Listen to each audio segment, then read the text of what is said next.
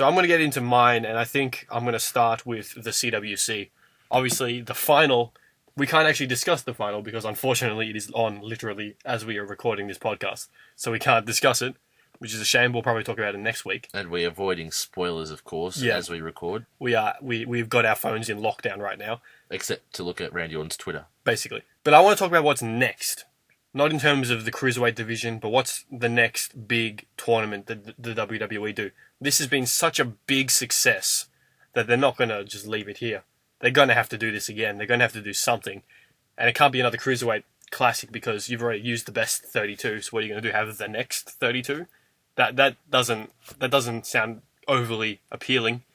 There are a few other options they could do. They could do like a tag team tournament. They could do a heavyweight tournament, though that one seems a lot less unlikely. I feel like the best option they can do this time next year is do a women's tournament. And I've seen on Dave Meltzer's Twitter that he said that it's a real possibility. This is something I've been blabbering about for months now. Dems had to put up with me blabbering about it. I think a women's tournament is the best possible follow-up to the Cruiserweight Classic this time next year. There are a bunch of super talented female competitors all around the world who haven't been signed by WWE yet. The WWE seriously need more female talent right now. We look at even this week on NXT they used Rachel Ellering, who's a Hall of Famer's daughter, and then you've got someone like Tessa Blanchard, who's in the same situation, who's probably the number one female wrestler around the world right now, not signed to WWE. So there's a lot of talent out there that could be used in this situation. Here in Australia, we have a thriving women's wrestling roster, a lot of them who work for Shimmer and Shine. In fact, I think the last Shimmer champion before the current one was Madison Eagles, who's Australian. We saw Kelly Skater, who is one of my favourite professional wrestlers outside of the WWE, go over to the US, and we had an all-Australian final for the Shimmer Championship just a few months ago.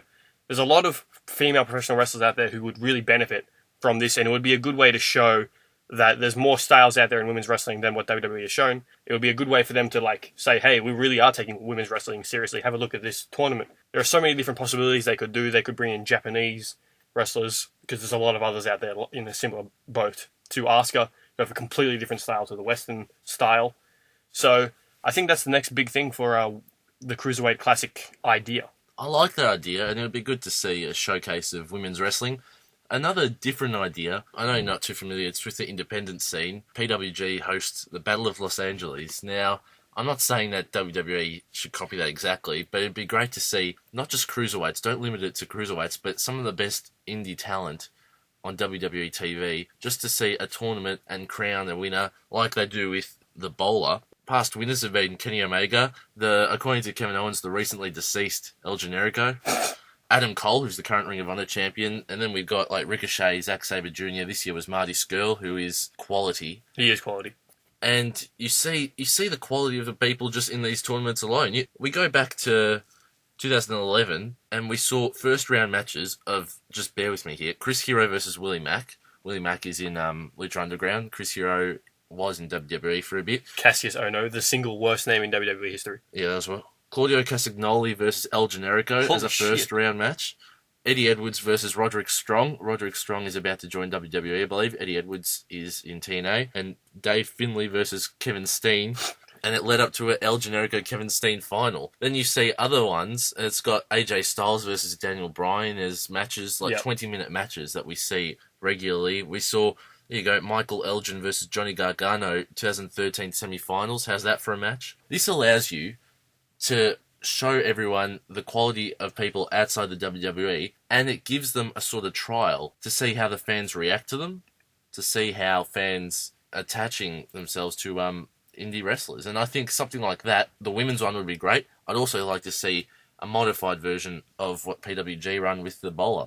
I think that would be cool. I don't think they'll do a straight best of the indies tournament, because then that would sort of promote everything else. And I think the best way to do that would maybe be... mix of WWE wrestlers would be good. Now, maybe do an Olympic-style tournament, how you have, two wrestlers representing, 16, 32 different countries.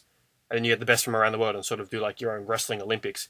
Of course, it's America, so they'll probably have the Americans win. And how you book kayfabe to have one country go over another, that'd be interesting in itself. I think that's a cool idea. I think there's so much they could do with this, and they have to do it every single year because it's the kind of content that makes the network must buy. Exactly. We're all attached to it. We all want to watch it. We get to see these new people, and eventually they can sign with WWE. It gives them a trial, and we get to see some of the best matches possible. Yep, I think the Cruiserweight Classic this year has 3 matches in the best 5 or 6 of the year. I mean, you've got Ciampa versus Gargano, obviously. Storytelling. Amazing. Ibushi and Alexander. Yep. And Kendrick and Ibushi. I think those are the best 3 matches of the tournament so far. Again, we haven't seen the final yet, so if there are matches in there that have topped it, then we'll probably talk about them next week.